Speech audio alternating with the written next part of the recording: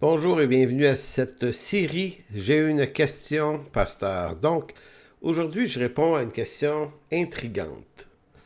La voici. Pourquoi les Juifs du temps de Jésus n'ont pas reconnu que Jésus était le Messie alors que toutes les évidences de sa messianité étaient pourtant là devant leurs yeux? Cette question m'est parvenue dimanche suite à la prédication que je faisais à notre église. On a toujours un temps de discussion avec les membres de notre église. Après la prédication, on ouvre le micro puis on fait parler les gens sur la prédication. C'est toujours très, très intéressant, l'enrichissement qui en ressort. Et une femme nous a posé une question, c'est-à-dire exactement cette question-là qui est en rapport avec le contenu du message. Donc, effectivement, comment on peut expliquer que les docteurs de la loi, les scribes, qui étaient les hommes les plus érudits en Israël, en tout cas, les plus érudits en ce qui concerne les promesses, les prophéties messianiques, comment se fait-il que le Messie est devant eux, il lui parle, hein, puis il l'interroge, puis ils ne reconnaissent pas sa messianité. C'est quand même intriguant de constater que les Juifs qui possédaient toutes les conditions gagnantes pour reconnaître l'arrivée du Messie. Ils avaient la parole de Dieu, les oracles de l'Éternel.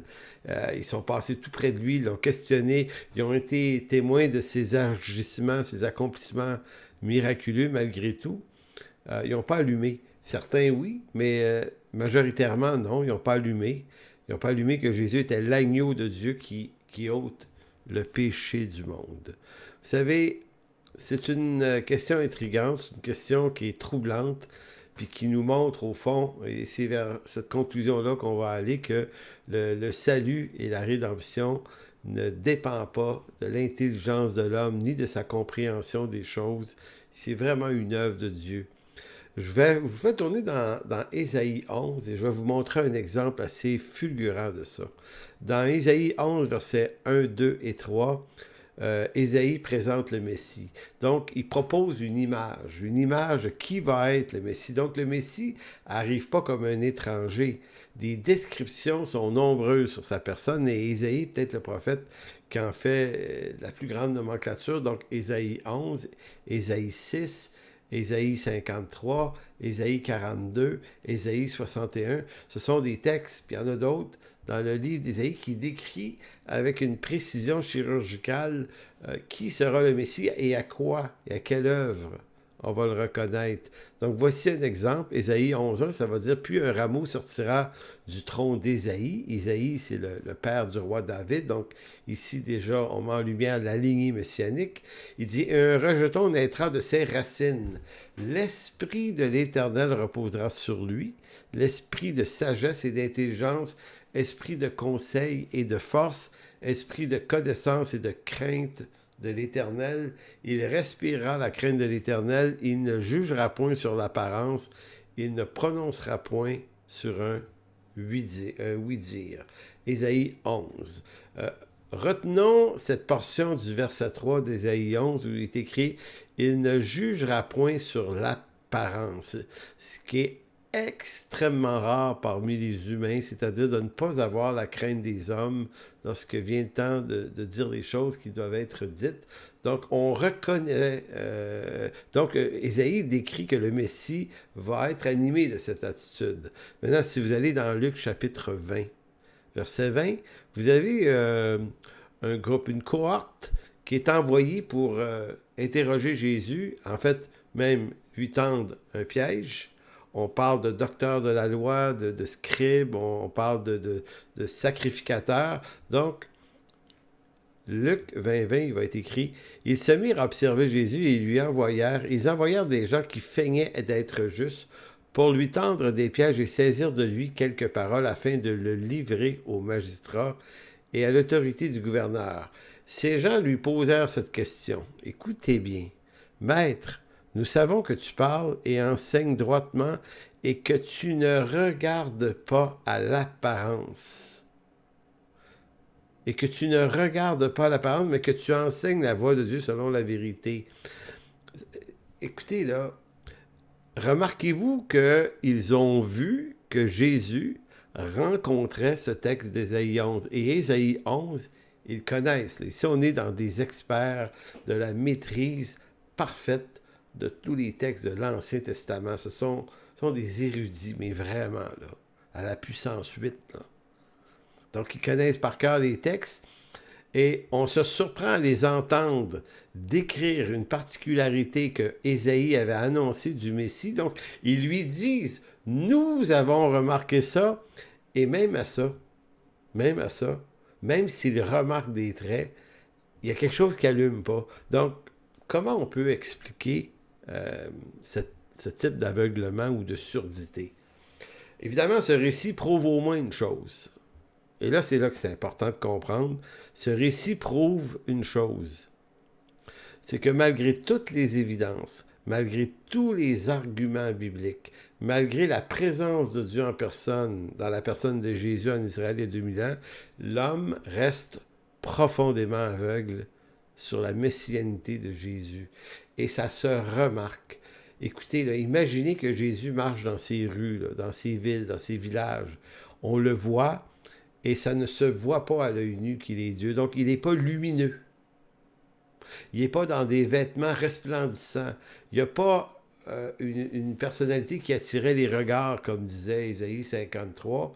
Mais néanmoins, Jésus accomplit des œuvres extraordinaires qui sont toutes prophétisées, qui sont décrites, tous les miracles qu'il va faire. Ça va aller très, très loin. Jésus va même ressusciter des morts, va changer de l'eau en vin. Écoutez, il faut le faire. Il va guérir des lépreux, des estropiés, une femme en perte de sang, et ne sais-je combien de miracles. Il performe des miracles en nombre incalculable que même les évangiles ne nous donnent pas la quantité tellement qu'il y en a. Et pourtant, tous ces hommes dont la réalité de l'existence, le peuple juif et ses érudits, existent pour une raison, c'est accueillir ce Messie du monde. Et lorsqu'il est là, ils ne le voient pas. Ils ne le reconnaissent pas. On pourrait dire, est-ce que ce sont des imbéciles? Non, non, mais vraiment pas. Donc, qu'est-ce qui s'est passé pour qu'ils ne le reconnaissent pas? Ben, c'est ici qu'on doit comprendre un peu plus comment fonctionne la rédemption. Parce que nous, on a l'impression que c'est une question de bon raisonnement, c'est une question d'argument, c'est une question d'être convaincant. Eh bien, dites-vous une chose, que le peuple qui avait toutes les conditions gagnantes en termes d'intelligence et de connaissance, qui aurait dû le reconnaître, ne l'ont pas reconnu, malgré que lui était là en personne, pas en esprit, en personne, performant devant eux toutes les prophéties. Ils ne l'ont pas vu, donc vous allez vous dire, coudonc, est-ce que c'était des imbéciles heureux? Absolument pas. Donc, ça nous montre que c'est pas une question de savoir, c'est pas une question d'intelligence, c'est même pas une question de connaître la Bible et l'Ancien Testament par cœur, et ça nous en dit long sur le salut, parce que nous sommes de la même nature que ces Juifs. On n'est pas meilleurs, on n'est pas pire. On en sait beaucoup moins qu'eux autres, de toute façon, sur les choses de Dieu. Ce que ça devrait nous amener à comprendre, c'est que le salut n'est pas donné en fonction des qualités humaines qu'on a, ni de notre intelligence, ni de notre savoir. Le salut est une pure grâce. Donc, aussi surprenant que cela puisse paraître, pourquoi le peuple juif n'a pas reconnu son Messie, eh bien, c'était prophétisé. Oui, c'était prophétisé dans Ésaïe, chapitre 6, versets 8 à 10. Écoutez bien, Ésaïe 6, 8 à 10. « J'entendis la voix du Seigneur disant, qui enverrai-je et qui marchera pour nous? Je répondis, me voici, envoie-moi. Il dit alors, va et dis à ce peuple, va et dis à ce peuple, vous entendrez et vous ne comprendrez point. Vous verrez et vous ne saisirez point. Rends sensible le cœur de ce peuple, endurcis ses oreilles et bouche-lui les yeux, pour qu'il ne voie point de ses yeux, n'entende point de ses oreilles, ne comprenne point de son cœur, ne se convertisse point et ne soit point guéri. » Donc, c'est quelque chose de tout à fait troublant et d'étonnant. C'est comme si Dieu disait, j'envoie un Messie vers mon peuple, ils ne le verront pas. Mais est-ce que Dieu est en train de dire, je suis extrêmement déçu? Non, il est en train de dire, c'est de la nature de l'homme de ne pas pouvoir reconnaître Dieu. Maintenant, pourquoi? Continuons. Dans Matthieu chapitre 13, Jésus lui-même va accomplir cette prophétie d'Ésaïe chapitre 6, versets 8 à 10. Donc, qui enverrai-je? Hein? C'était ça. Verset 8 d'Ésaïe 6, « Qui enverrai-je et qui marchera pour nous? Je répondis, me voici, envoie-moi. » Donc on a l'impression qu'on entend le Fils répondre au Père dans Ésaïe 6, et le Fils qui s'incarne maintenant dans Matthieu chapitre 13, voici ce qu'il va dire à ses disciples. Donc les disciples, Matthieu 13, 10 à 16, les disciples s'approchèrent et lui dirent, « Pourquoi leur parles-tu en parabole? » Jésus leur répondit, « Mais parce qu'il vous a été donné de connaître, il vous a été donné à vous, là, les apôtres, en quelque sorte, de reconnaître les mystères du royaume de Dieu, que cela ne leur a pas été donné. » Peut-être que vous vous dites, « Attends une minute, là, c'est pas correct, là. C'est pas correct. Là. Dieu honore pas leur liberté. Là. Il respecte pas leur capacité. Il leur donne pas des chances égales.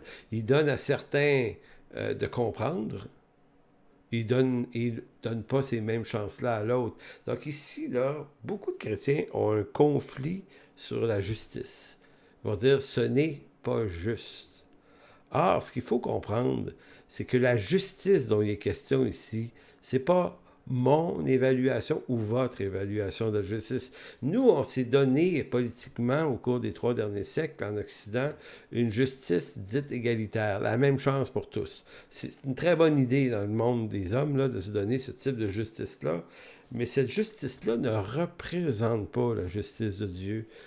Dieu n'est pas égalitaire dans sa justice. Ça vous choque? Ben, il va falloir comprendre qu'une des premières étapes pour apprendre à marcher avec Dieu selon sa volonté, c'est d'apprendre à penser comme il pense à partir de sa parole et non pas à partir des préjugés de justice ou défavorables qu'on a par rapport à son administration de justice. Tout ce qui s'est passé il y a 2000 ans en Israël était prophétisé d'avance. Donc, quand Dieu dit « j'ai pas donné cette chance à tout le monde, cette grâce à tout le monde », vous pouvez trouver ça choquant, mais en réalité, si Dieu traitait les hommes selon une justice égalitaire pour tous, savez-vous ce qui se passerait? C'est qu'on serait tous condamnés. Parce que le premier mérite que nous accorderait la justice de Dieu, c'est de subir sa colère pour l'éternité. C'est ça qu'on mérite. Maintenant, on va dire, ah ouais, on n'est pas si pire que ça. On est aussi pire que ça. Nous méritons tous la mort par rébellion et aussi par descendance adamique, mais c'est aussi de notre propre rébellion à nous, individuellement, dont il s'agit. Nous méritons la mort. Mais maintenant, si Dieu, dans sa justice, choisissait de nous condamner tous, sans exception, Dieu serait 100% juste. Et ce serait parfaitement juste qu'on reçoive cette éternelle punition. Maintenant, Dieu décide de faire grâce. Il a dit, je vous ai donné à vous de l'entendre, je ne leur ai pas donné à eux. On va dire, c'est pas juste. Dieu dit, non, c'est une grâce. Une grâce n'a pas à être juste. Verset 12. Car on donnera à celui qui a, il sera dans l'abondance, mais celui qui n'a pas, on ôtera même ce qu'il a. C'est pourquoi je leur parle en parabole, parce qu'en voyant, ils ne voient point, et qu'en entendant, ils n'entendent ni ne comprennent. Et pour eux, s'accomplit cette prophétie d'Ésaïe. Donc Jésus est en train de citer Ésaïe 6. Il dit, vous entendrez de vos oreilles et vous ne comprendrez point. Vous regarderez de vos yeux et vous ne verrez point, car le cœur de ce peuple est devenu insensible.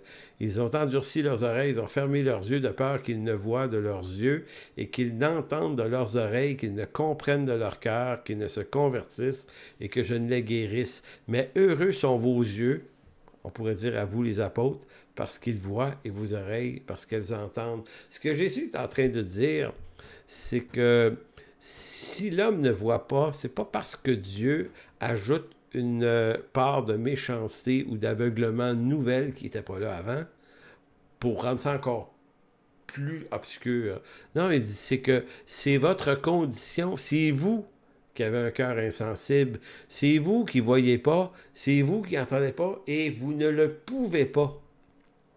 L'homme est séparé de Dieu depuis la chute. L'homme n'entend point les choses de l'Esprit de Dieu. Elles sont une folie. On va lire tout à l'heure le texte. Donc, Dieu endurcit les cœurs, tout comme il endurcit Pharaon. On voit ça dans le livre de l'Exode, les chapitres 3, 4, 5, 6 jusqu'à 10, 12. Vous lirez ça. Et vous verrez que nous, on pourrait avoir l'impression que Dieu endurcit le cœur de Pharaon en lui donnant une prédisposition ou en ajoutant de la méchanceté, de l'égarement à son propre cœur. Mais en réalité, comme Martin Luther le disait, non, non, Dieu n'ajoute aucune part de méchanceté dans le cœur de Pharaon.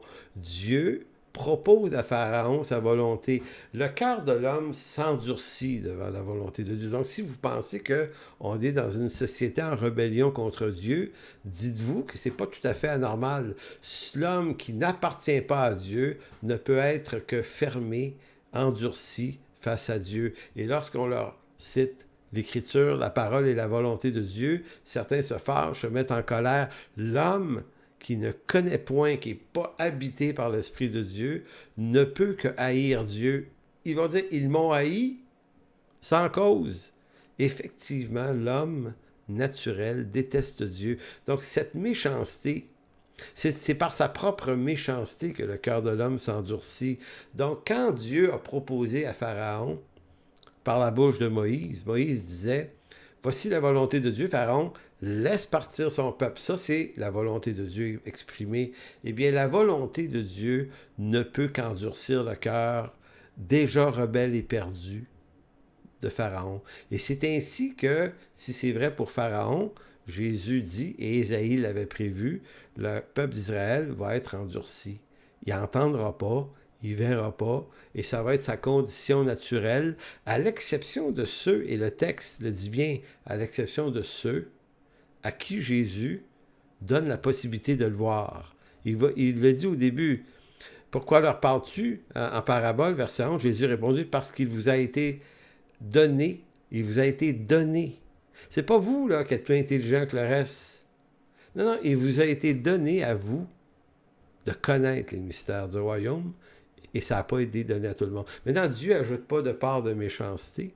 Dieu ne tente personne au mal. Jacques 1, versets 13 et 15 va dire que personne, lorsqu'il est tenté, ne dit « c'est Dieu qui me tente ». Donc, c'est Dieu qui me rend plus mauvais pour me faire tomber. Non, dit Jacques, car Dieu ne peut être tenté par le mal. Il ne tente lui-même personne, mais chacun est tenté lorsqu'il est attiré et amorcé par sa propre convoitise. Puis la convoitise, lorsqu'elle a conçu, enfante le péché, et le péché étant consommé, produit la mort. C'est la condition humaine. C'est le verset 15 traduit l'expérience d'Adam et Ève. Ils ont péché, ils ont consommé l'arbre du fruit de la connaissance, du bien et du mal. Et qu'est-ce que ça a produit dans cette désobéissance? Ça a produit la mort, la séparation. Donc l'homme naturel, depuis ce jour, ne veut rien savoir de la volonté de Dieu. Et dès qu'il l'entend, ça endurcit son cœur, à moins que Dieu ouvre une porte. Dans 1 Corinthiens, chapitre 2, versets 12 à 14, l'apôtre Paul va renchérir sur l'idée. 1 Corinthiens 2, 12, « Or, nous n'avons pas reçu l'esprit du monde. » L'esprit du monde qui est de l'homme naturel. Non, non, nous, dit-il, c'est l'esprit qui vient de Dieu, afin que nous connaissions les choses que Dieu nous a données par sa grâce. Entendez-vous bien ce que ça dit? Il dit, il y a l'esprit du monde, mais il nous a été donné l'esprit qui vient de Dieu, et cet esprit-là fait en sorte que nous connaissons les choses que Dieu nous a données par sa grâce. D'autres mots, si nous n'avions pas reçu cet esprit qui vient de Dieu, nous ne pourrions pas non plus connaître les choses que Dieu nous donne par sa grâce. Donc, si on a vu Dieu un jour, vu au sens spirituel du terme, si on a conçu, si on a compris, si on a vu notre condition, si on a été poussé à repentance, si on s'est tourné vers lui pour notre salut, c'est parce que Dieu nous a donné les conditions précises de la connaissance de lui, par son esprit, que ça a ouvert nos yeux et on a vu. Et lorsque tu vois, tu ne peux pas ne plus voir. C'est comme l'aveugle né dans Jean 9. Il Il ne peut pas voir Jésus-Christ, et c'est une très belle image du Messie. Donc Jésus lui rend la vue, puis maintenant il le voit. Maintenant qu'il le voit, il ne peut plus ne pas le voir. Ou il ne peut pas ne plus le voir. Ça revient au même. Donc, quand Dieu nous donne son esprit, avec ça vient la connaissance des choses de Dieu qui nous sont données par peu grâce, et nous en parlons non avec des discours qu'enseigne la sagesse humaine.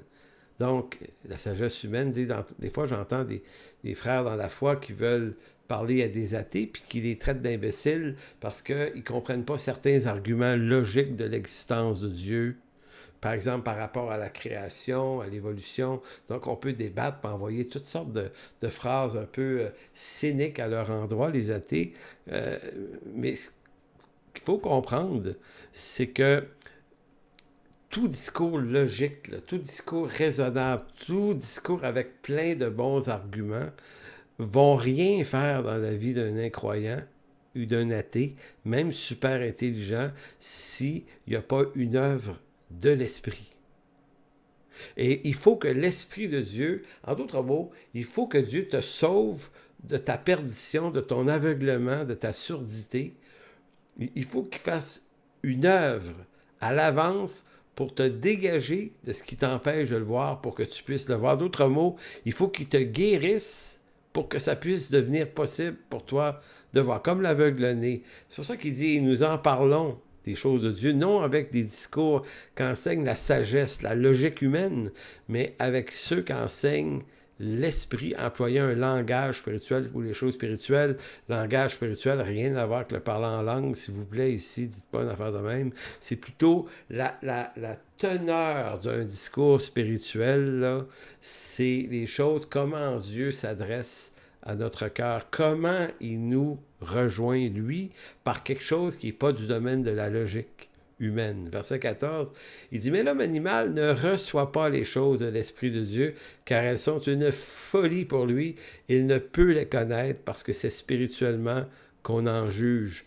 Le mot juger ici, ça pourrait être le mot discerner. Comment on discerne les choses de Dieu? Ben, à condition qu'on reçoit l'Esprit de Dieu. Autrement, toute œuvre de Dieu et toute idée sur l'existence de Dieu est une folie. Une folie. Donc, vous comprenez pourquoi, que ce soit Pharaon ou que ce soit Israël, vous allez dire, oui, mais Israël, ils connaissent l'Écriture, ils lisent la parole, ils étudient ça. Ben, en fait, ça ne donne pas le salut. C'est intéressant, mais ça ne sauve pas. On n'est pas sauvé par la connaissance. On est sauvé par pure grâce.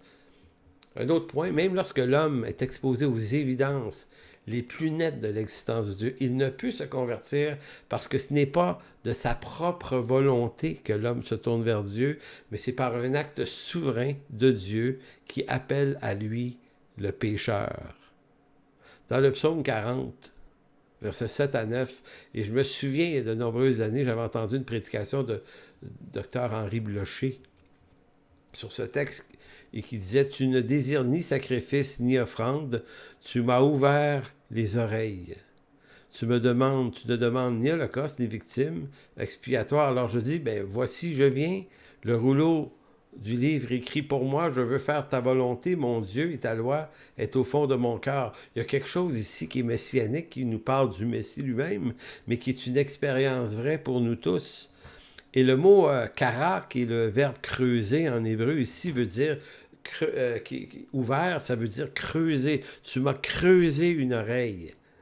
Tu m'as sculpté une oreille. C'est comme si on doit comprendre que pour entendre l'Évangile, ça ne viendra pas par des sacrifices, ni par des offranses, ni par des holocaustes, ni par des victimes expiatoires. Ça vient par Dieu qui nous creuse une oreille et qui fait pénétrer sa loi au fond de notre cœur. Et tout à coup, ce qui était faux, ce qui était une folie hier, devient une vérité éternelle aujourd'hui. C'est pas pour rien que Paul va dire dans Romains 10, 17, la foi vient de ce qu'on entend. Souvenez-vous, là. Tu m'as ouvert une oreille, entendre. Et le Seigneur disait de ces Juifs-là, on l'a vu dans Matthieu 13, ils n'entendent point. Peut-être comment on entend si on n'en venait qu'à entendre?